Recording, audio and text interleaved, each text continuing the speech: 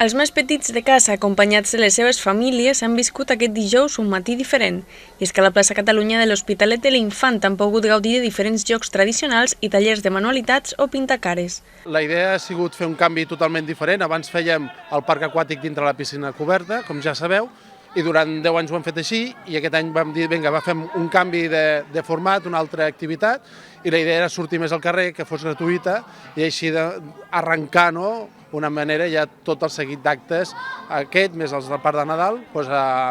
d'una manera diferent, no? Aquí estem fent en aquests moments un pintacares, estem també fent un taller de tota una pinya de pintar-la, i després fent tot de jocs tradicionals, com és la xarranca, estirar la corda, i fer una cosa totalment diferent, i a més avui, amb el dia que ens acompanya, encara donem més peu a poder-ho fer. Així es tractava d'una activitat inclosa dins del Parc de Nadal de l'Hospitalet de l'Infant, que organitza com cada any l'àrea d'esports i que tindrà lloc els dies 2, 3 i 4 de gener.